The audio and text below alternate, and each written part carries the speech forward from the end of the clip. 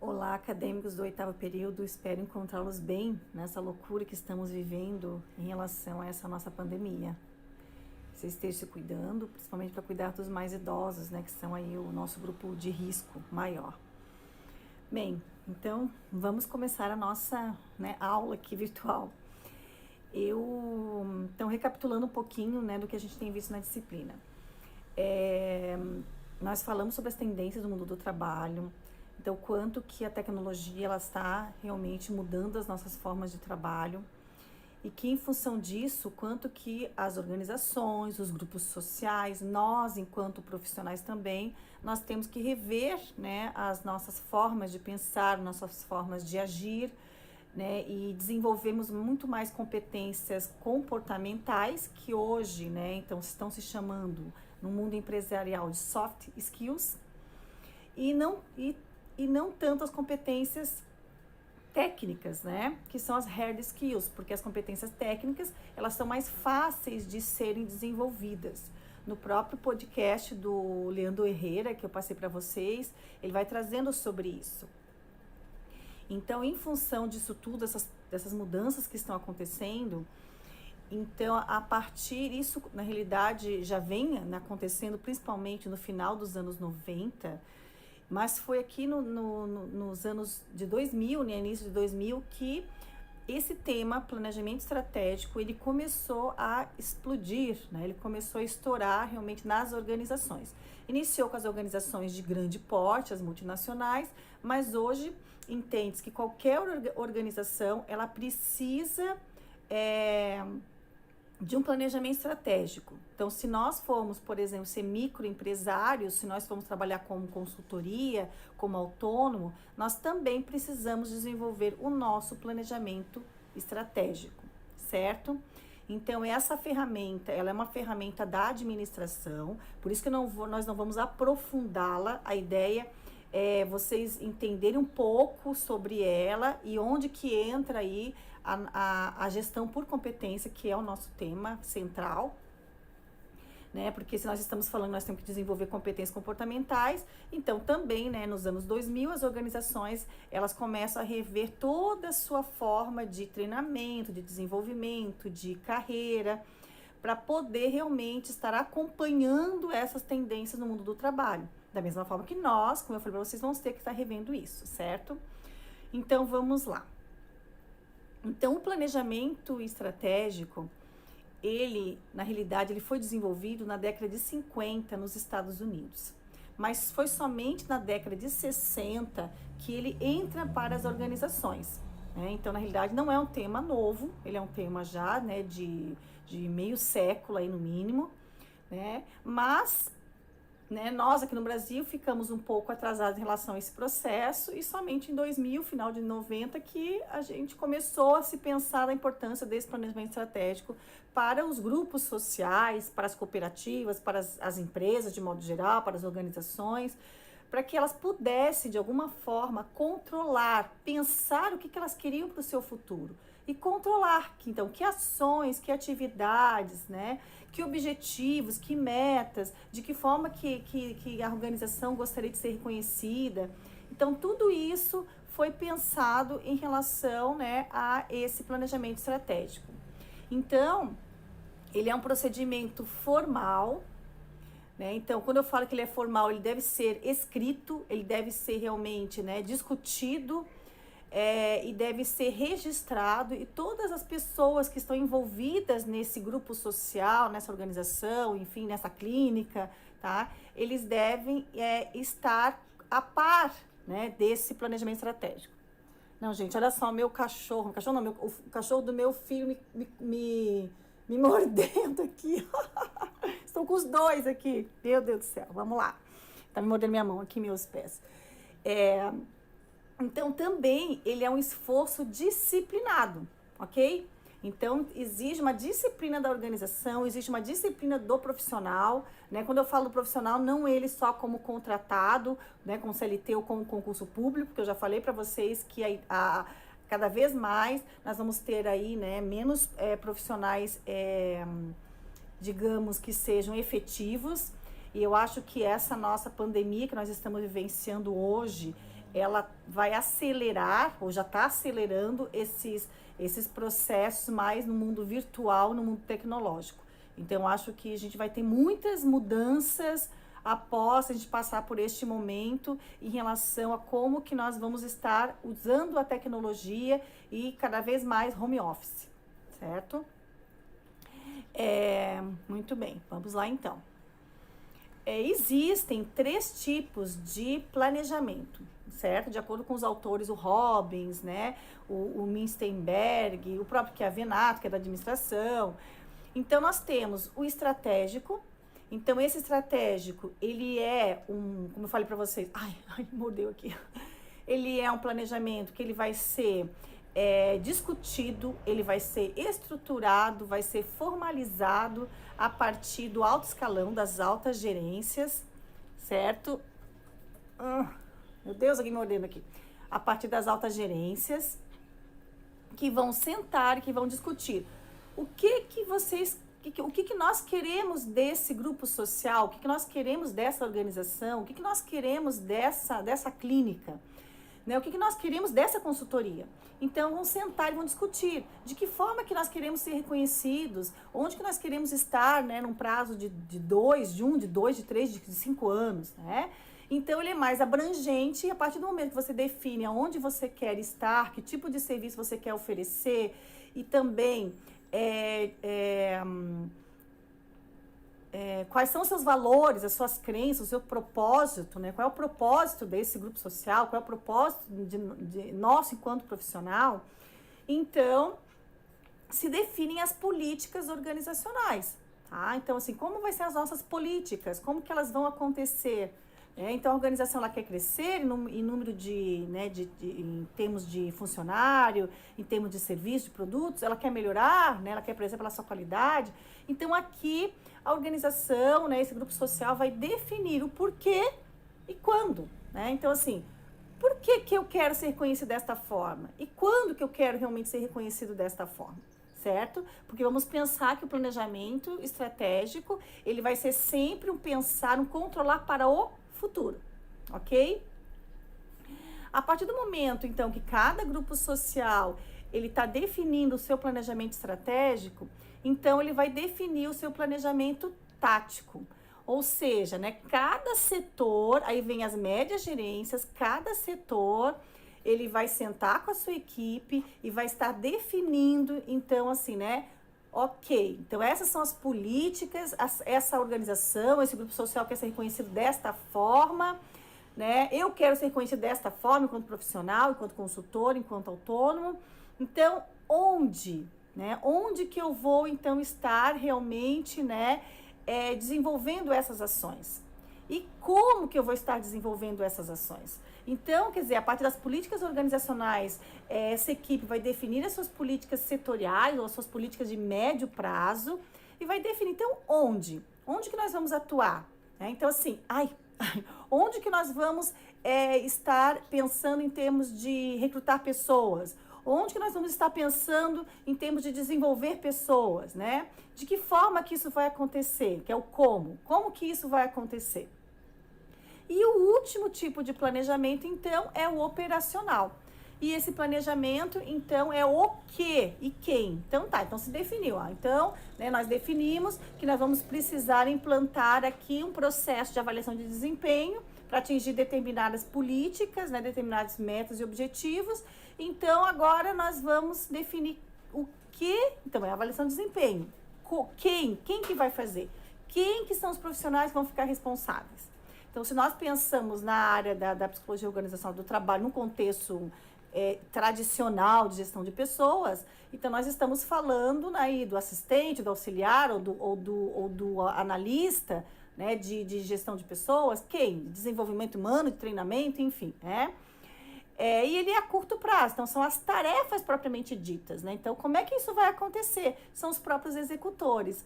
Então, até quando a gente fala, vamos puxar um pouquinho a disciplina do nono de saúde e psicologia e saúde do trabalhador, quando nós falamos em saúde do trabalhador, a organização, ela precisa, já no seu planejamento estratégico, ter como objetivo, ter como meta, ter como política organizacional, que ela quer prezar pela saúde do trabalhador.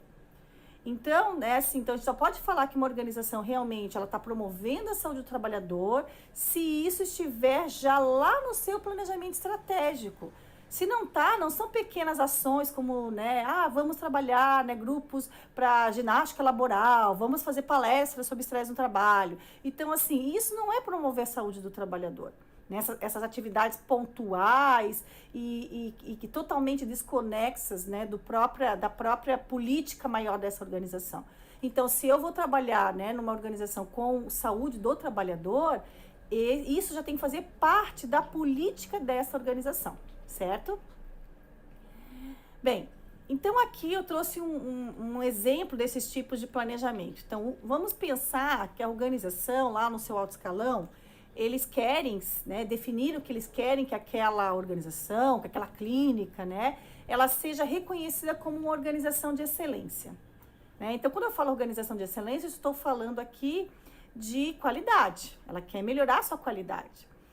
Então, ela decide, ela não tem ainda uma ISO 9000, né, que é um dos programas de certificação da qualidade, e ela quer ter. Então, ela vai colocar como uma meta aí, que ela quer, né, então, ser certificada pela ISO 9000 ou alcançar a ISO 9000 num determinado tempo.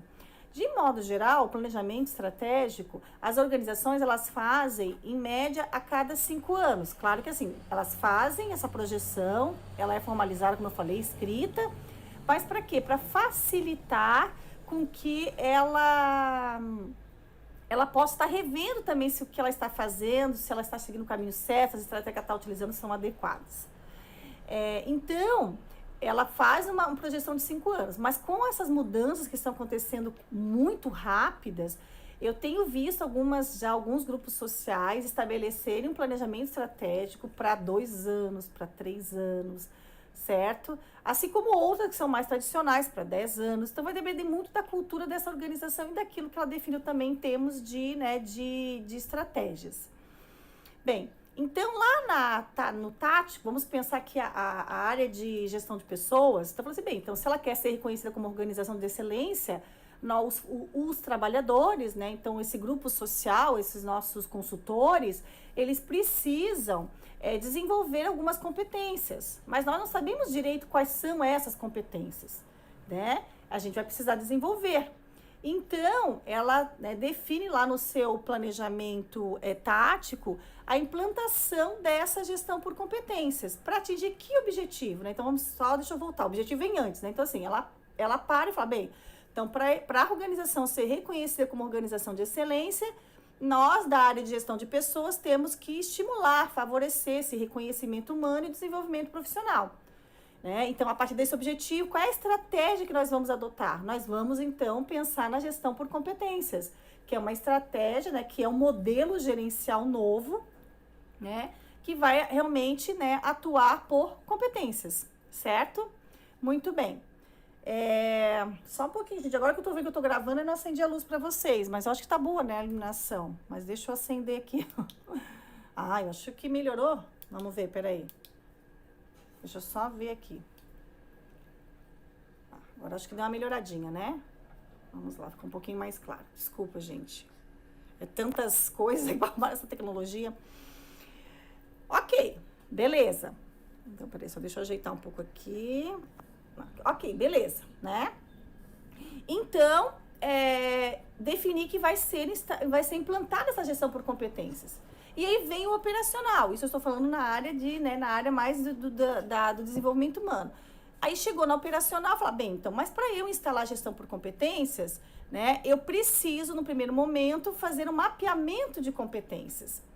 Né, que vocês já viram lá no 7º, a gente vai estar retomando aqui no 8º, que é o que é esse mapeamento? Eu preciso primeiro diagnosticar, a partir daquilo que eu estabeleci lá no meu planejamento estratégico, lá no alto escalão, eu preciso diagnosticar quais são as competências ideais, né, para que essa organização ela consiga chegar onde ela quer chegar. E eu também, depois que eu definir essas competências ideais, eu vou definir as competências reais, as competências existentes, ou seja, quais são aquelas que nós temos, que a nossa equipe tem, que efetivamente nós temos. ok?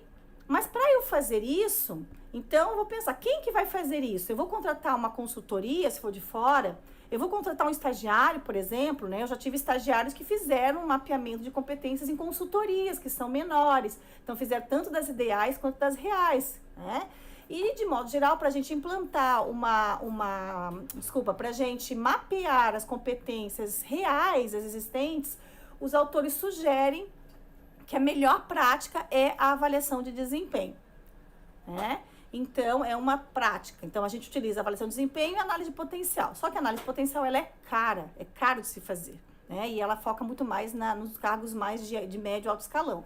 Mas a avaliação de desempenho é um processo, então, menos caro, não vou dizer que é mais fácil de fazer, porque eu acho que uma das práticas mais difíceis é a avaliação de desempenho, mas ela é a que mais vem sendo utilizada, ok? Então, a gente vai definir. Então, quem vai fazer isso? Né? De que forma que isso vai acontecer? Então, que modelo teórico nós vamos estar utilizando para estar realmente levantando, né, essas competências ideais e essas competências reais. E aqui, então, eu trouxe para vocês, aqui são as etapas de um planejamento estratégico. Então, cada organização... não enxergo. Cada organização, ela vai estar definindo a sua missão, né? Então, quando ela senta lá, né, com essas pessoas realmente que vão definir o futuro dessa organização, então vai definir qual é a sua missão. O que é a missão? A missão, ela é o que e como faz, né? Então, assim, o que essa organização faz? Que tipo de serviço ela oferece? Que tipo de produto ela oferece? Mas não é só isso. É também os seus valores. Quais são os valores, né, dessa organização? Então, a gente vê assim, né? Qual é o valor desse grupo social? Qual é o seu valor enquanto profissional? Então, cada um de nós vai ter os seus valores. Eu quero oferecer o meu trabalho de forma ética, de forma criativa, de forma sustentável, né? Então, assim, ok? E nessa missão tem que estar claro também qual é o público que você quer atingir. Então eu vou trabalhar mais com crianças e adolescentes, vou trabalhar mais com adultos, né? E a organização ou o grupo social também vai definir isso, né? Então, que tipo de pessoas, são mais mulheres, são mais homens? Então, quando eu vou ler a missão de uma organização, a missão de um grupo social, de um profissional, tem que estar claro para mim qual é o público que ele quer atender, quer atender, qual é o serviço ou produto que ele oferece e com que valores ele oferece esse produto e esse serviço.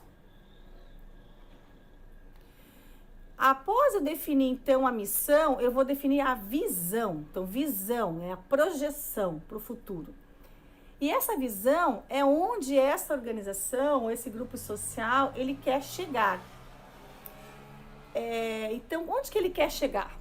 Então, como que ele quer ser reconhecido daqui a 2, 3, 4, 5 anos? Certo? Então, é onde ela quer chegar. E ao definir isso, então, vem os objetivos organizacionais. De modo geral, na literatura alguns autores falam que tem diferenças entre os objetivos organizacionais e as metas, outros dizem que é a mesma coisa, né? Mas nós aqui trabalhamos considerando que o objetivo, que a meta, então nós trabalhamos mais por metas, que as metas, elas são objetivos mensuráveis, ok? Então, assim, por exemplo, né?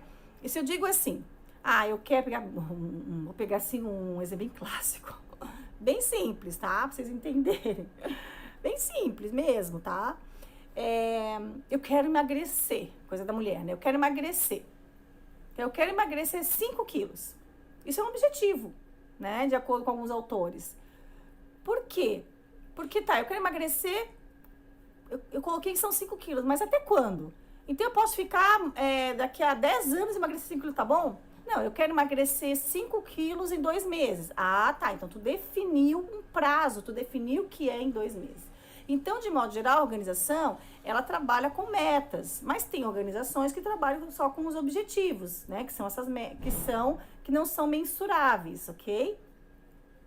Então, esses objetivos, eles são esses passos, são essas etapas para atingir essa visão, ok?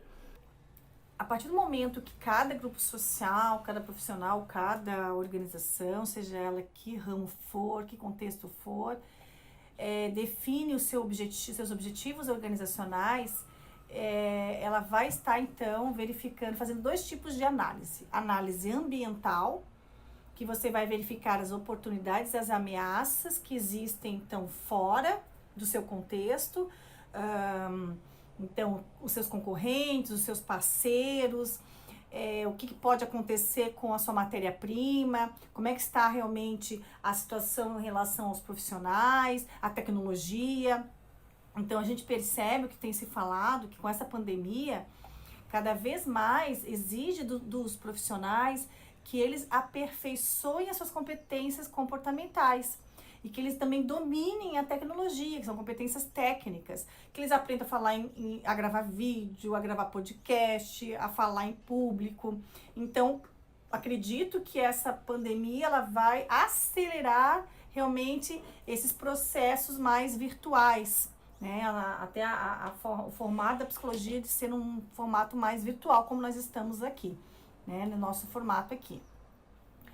Então, assim, que ameaças são essas? O que os outros estão fazendo, que nós não estamos fazendo, né? Ou o que os outros não estão fazendo e nós também não estamos fazendo, podemos estar oferecendo, que existe uma demanda social. O que aquelas pessoas com quem eu quero trabalhar, digamos, a gente fala o avatar, né? A persona, que não é só o público-alvo. O avatar e a persona é você entender quem são essas pessoas no sentido de escolaridade, de idade, de sexo, de questões sociais, mas a dor, né? A dor é assim, qual é a demanda dele, qual é a necessidade dele, né? E a gente poder estar realmente adequando, então, né, para que a gente possa atender essas demandas sociais. E num outro tipo de análise, é a análise organizacional, onde, então, a organização vai se olhar. Ela vai verificar, diante dessas oportunidades, ameaças, quais são as minhas forças, quais são as minhas fraquezas. Então, por exemplo, nossa, eu quero implantar ISO 9000, mas eu verifiquei, então, né, que a partir do que fala ISO 9000, que nós temos que desenvolver líderes organizacionais. Nós não temos líderes, nós temos chefes. Então, é uma fraqueza, então tu vai ter que desenvolver líderes. Então, a partir do momento que você faz essa análise ambiental e essa análise organizacional, cada um vai definir, né, a cada organização, cada profissional, a sua estratégia organizacional. Então, essa estratégia é a forma que ela vai atuar no mercado projetada a longo prazo. Então, o que ela vai ter que fazer em termos de ações? O que nós vamos ter que fazer em termos de ações para efetivamente alcançar a nossa missão, a nossa visão, os nossos objetivos organizacionais? E a ideia até dessa M1 de vocês é isso. Vocês verem o que está acontecendo, né? A gente discutiu aí até agora as tendências que estão acontecendo no mundo do trabalho. E para o psicólogo, o que está acontecendo? O que o profissional diz para vocês que ele precisou desenvolver? O que você já tem desenvolvido para atuar naquela área? Quais são as ameaças? Quais são as oportunidades? Né? O que vocês têm de força, o que vocês têm de fraquezas? E aqui, então, eu trouxe para vocês um exemplo de um planejamento estratégico, né, do Hospital Pequeno Príncipe. Então, a missão: promover a saúde da criança e do adolescente por meio da assistência, do ensino, da pesquisa e da mobilização social. Então, fica claro na missão que eles querem que é uma instituição de saúde, que o público é a criança e o adolescente, que os valores que eles vão oferecer aos seus serviços é por meio do ensino, da pesquisa e da mobilização social. Então, tá claro que não é uma indústria, que não é um comércio, que não é um supermercado, enfim, né? Tá claro que é uma instituição de saúde. E a visão Pequeno Príncipe estipulou uma visão até de década, 10 anos. Consolidar-se na próxima década como centro de referência para atendimento de saúde da criança. E a gente sabe hoje que o Hospital Pequeno Príncipe ele já é um centro de referência, certo? E aí, a partir disso, ele definiu vários objetivos organizacionais. Então, como é que ele vai ser esse centro de referência? Como é que ele vai promover essa saúde, né? Como é que vai atender a sua missão e a sua visão? Promover, então, a satisfação e segurança do paciente, valorizar os colaboradores, os profissionais de saúde, desenvolver a sustentabilidade econômica e financeira, promover o fortalecimento institucional e fortalecer a responsabilidade social. Então, são objetivos que eles definiram que se eles atingirem esses objetivos, eles vão automaticamente atingir a sua visão e a sua missão. E aí, com certeza, devem ter feito uma análise ambiental e organizacional. Opa! Mas não estava disponível lá no site, né? O que eu fiz aqui? Peraí. Eita! Então, gente, o que eu fiz aqui? Tá difícil, né? Peraí. Agora foi. Vamos lá. Clica aqui numa coisinha diferente, já dá problema, né? E aí, então, né, sua análise ambiental e análise organizacional, suas forças e fraquezas, aí, suas ameaças e oportunidades para definir a sua estratégia. Dentre algumas estratégias que apareceram no site, então, os programas sociais, o investimento em pesquisa, o programa de voluntariado, que eles têm um programa bem forte, que é conduzido até por psicólogos. Eles têm o SAC também, Serviço de Atendimento ao Cliente, que também é pelo psicólogo e com estagiários de psicologia. É bem interessante a proposta deles. Bem, e aqui são os tipos de estratégia que eu já falei, fui falando um pouco delas. Então, nós temos a estratégia, de acordo com o Robbins, então a estratégia de crescimento é quando a organização, ela quer crescer. Então, ela quer aumentar o tamanho do seu negócio, ou quer aumentar o número de clientes, ou quer aumentar o número de leque de produtos e serviços, certo? Então, ela quer aumentar o número de funcionários. Então, assim, eu começo, digamos assim, né, oferecendo meus serviços, e nesse momento eu, né, sou recém-formada e tal, eu quero aumentar. Né? Então, eu ofereço, por exemplo, meu serviço de carreira, eu quero aumentar o número de pessoas que possam precisar dos meus serviços. Então, qual é a estratégia que eu vou utilizar? Vai ser de crescimento, né? E de modo geral, a estratégia de crescimento é um pouco mais agressiva. Então, você realmente vai disparar vários grupos nas redes sociais, enfim. Não, eu já tenho, né, um número de clientes suficiente, eu quero melhorar os meus serviços. Então, eu quero primar agora pela qualidade, pelo desenvolvimento, pela excelência. Então, nós sabemos, por exemplo, que tem profissionais da psicologia clínica que a consulta é R$400, R$500 e as pessoas pagam, não é? Nós temos, por exemplo, coaches que também, né, então cobram 300, 400, 500 e pagam. Por quê? Porque tem que ser aquele profissional. Pô, o cara, ele é bom. Então, eu quero, né, agora eu já alcancei as pessoas que eu estou atendendo e eu quero primar pela qualidade, né? Então eu vou me aperfeiçoar, vou me desenvolver mais competências. E aí, a partir até das pessoas que eu estou atendendo, elas vão me indicando para outras pessoas, né, a partir do seu networking. E tem algumas organizações, grupos sociais que querem fazer um downsizing, que é reduzir ao tamanho certo. Então, você começa a ver assim que, nossa, eu tenho muitos clientes e eu atendo família e atendo adultos. Então, eu vou atender só famílias nesse primeiro momento e vou encaminhar os adultos para uma outra parceiro, né? Um exemplo meu, eu tô com muitas coisas do meu doutorado, só que eu também tenho muita coisa do instituto, tenho muita coisa da Univale. Então, o que eu resolvi fazer? Eu resolvi terceirizar a parte de levantamento bibliográfico. Eu coloco lá uma tabela com os descritores, o que eu preciso, pago, né, uma bolsista, na realidade que ela foi minha bolsista, se formou agora, então assim, ela é ótima em pesquisa, né, então eu pago para ela fazer esse serviço de levantamento para mim, mas eu vou direcionando, porque eu vi que nesse momento eu não consigo fazer isso. Então, as organizações também começam a ver assim, não, a gente vai preferir dar prioridade. Por quê? Porque eu prefiro dar prioridade para o escrever, para analisar os dados. Então, as organizações, elas também vão definir, eu vou priorizar esse tipo de serviço, esse tipo de produto, não mais esse. De repente, a empresa faz entrega, não faz mais, então não tem mais, né, o setor de entrega. Então, ela começa a terceirizar os seus serviços ou realmente a eliminar os seus serviços quando ele vê que não quer mais oferecer aquele tipo de serviço, né, na forma terceirizada. Então, é o downsizing. E aqui, então, a partir do momento que a organização ela define os seus objetivos organizacionais, cada área, aí vem, né, a parte tática, né, o planejamento tático, cada área vai definir os seus objetivos. E no nosso caso, que o que interessa é a área de gestão de pessoas ou desenvolvimento humano, ela vai estar definindo os seus objetivos, então no nível tático. E esses objetivos, né, a partir do momento que ela definir esses objetivos, ela vai, então, traçar também uma análise ambiental. Então, por exemplo, pode ser um objetivo, reduzir, uma meta até, né, reduzir em 5% o índice de rotatividade no setor operacional em 6 meses, né? Mapear as competências ideais e existentes na organização num prazo de 1 ano, certo? Então, ela vai definir seus objetivos de gestão de pessoas. Então, o objetivo de gestão de pessoas envolve, né, o profissional, ok? Diretamente envolve o profissional.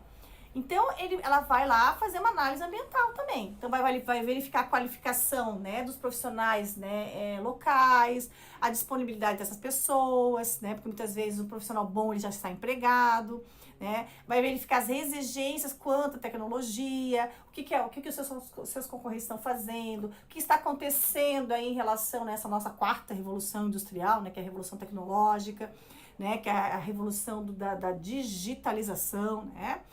E as próprias políticas de gestão de pessoas, de repente eu trabalho com uma política de tempo de serviço em carreira e percebi que não, que com jovens tem que trabalhar mais em relação à avaliação de resultados, né? Então tem que verificar, tem que fazer essa leitura.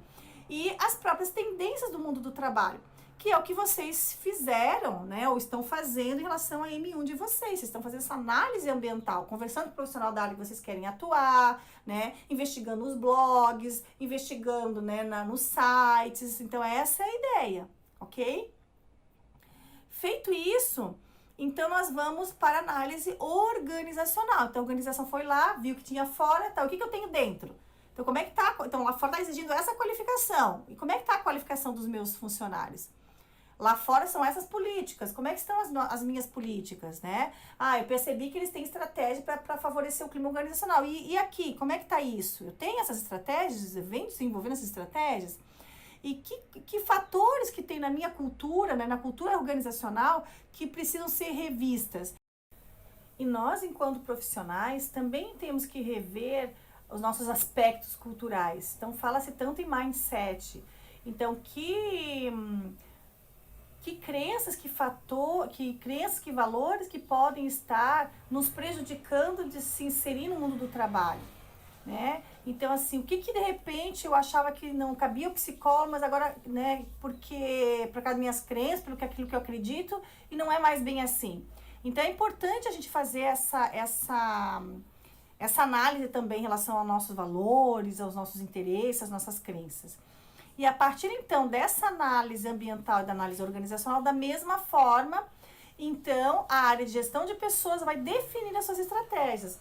Então, é melhor eu enxugar pessoas, eu vou manter, eu vou aumentar o quadro, eu vou qualificar, eu vou rever as minhas estratégias de gestão de pessoas, eu vou desenvolver líderes organizacionais, porque eu não tenho, né? A ISO 9000 exige, eu não tenho. Tem alguns cargos que eu vou ter que criar, outros cargos eu vou ter que extinguir, considerando as tecnologias. Como é que vai acontecer tudo isso? Então, as estratégias são efetivamente os programas, as ações de cada um de nós, das organizações, para a gente poder realmente minimizar as ameaças e minimizar as nossas fraquezas e potencializar nossas forças e potencializar as oportunidades. E aqui está a bibliografia. Diante disso, eu vou deixar para vocês um estudo de caso, verídico, na realidade, que a partir dos meus estágios, então eu montei ele, e eu gostaria, então vou deixar lá no material didático, vai estar escrito assim, estudo de caso, planejamento estratégico. E eu gostaria que vocês respondessem, né, então assim, identificassem a missão, a visão, os objetivos organizacionais, estratégias organizacionais, objetivos de gestão de pessoas, estratégia de gestão de pessoas, tipo de estratégia, certo? Que vocês, então, fizessem só essa identificação, né? Para vocês ficar isso claro, porque é importante a gente saber onde que nós, enquanto profissionais, né, de psicologia, atuando nesses grupos sociais, e também se nós formos funcionários ou formos consultores, por que tudo isso é importante? Então, entender qual é o nosso papel diante desse planejamento estratégico maior que a organização estabelece, ou que aquele grupo social estabelece, ou que nós vamos estabelecer enquanto consultores, né? E também enquanto protagonistas da nossa carreira em relação a isso. Ok, gente? Então, por hoje é isso. Anotem as dúvidas para a gente poder estar discutindo na nossa webconferência. E faça o estudo de caso, nós vamos discutir esse estudo de caso no dia 1º de abril, lá na webconferência com o pessoal do 8º noturno, e no dia 2 de abril com o pessoal do 8º matutino. Então, já vão com esse estudo de caso já discutido, já elaborado. Aproveitar até a aula dessa semana, né, para poder estar fazendo esse estudo de caso, certo? Então, gente, é isso por hora. Cuidem-se, grande abraço e nos vemos na próxima.